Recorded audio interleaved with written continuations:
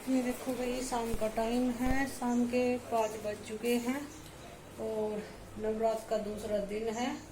मैं और मेरी बेटी ने रख रखा है पूरे के पूरे 9 व्रत। और आरुष बेटा भी था, वही पहला व्रत तो आरुष बेटे ने भी कर रखा था।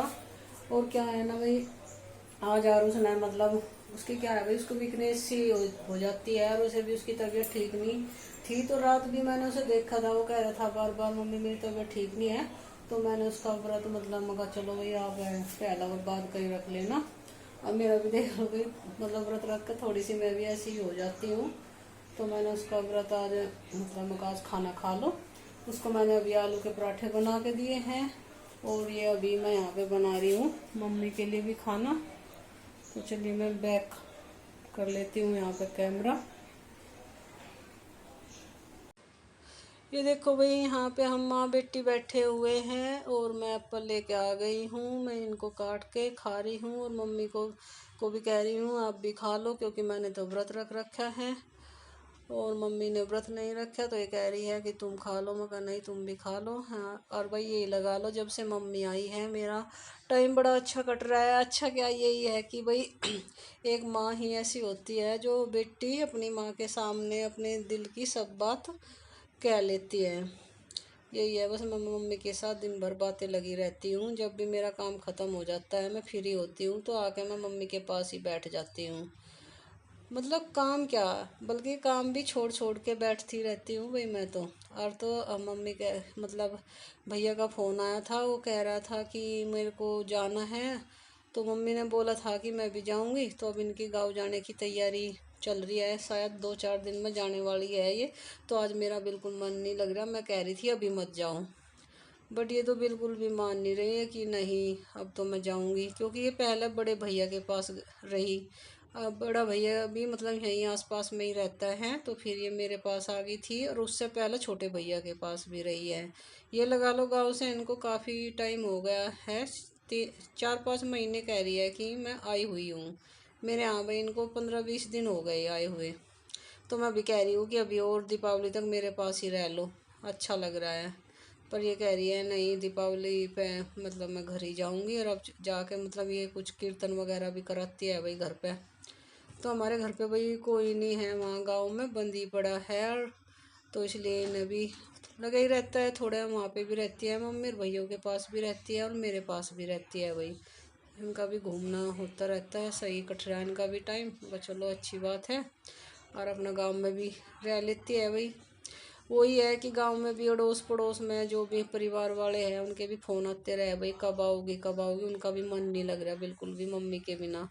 इधर मम्मी भी कहती रहे कि अब तो मैं ज़रूर जाऊंगी।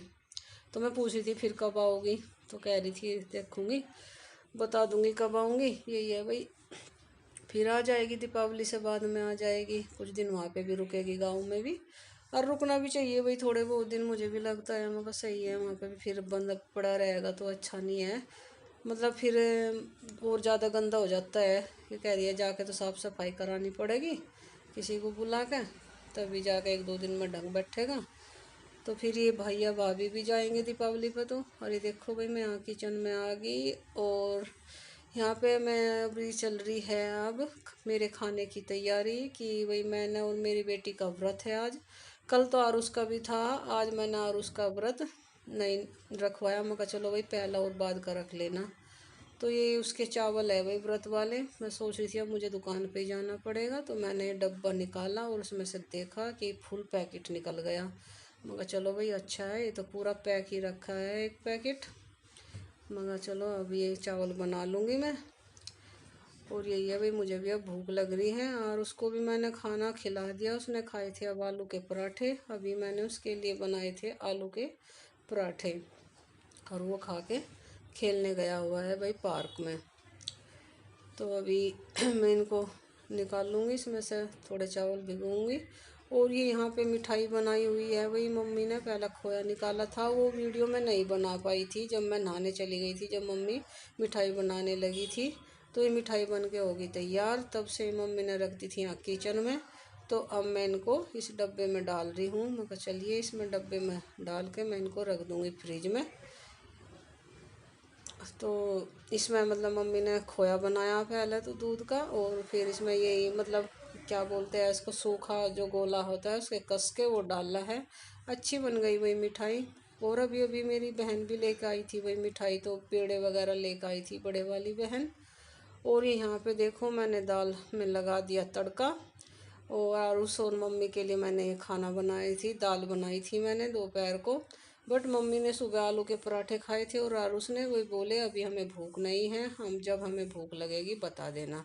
तो अब शाम के बज रहे हैं 5, तो मम्मी को लग गई भूख, तो मैंने यहाँ पे एकदम से मम्मी को बना दिया खाना। रोटी मैंने दी बना और ये दाल में मैंने तड़का लगा दिया।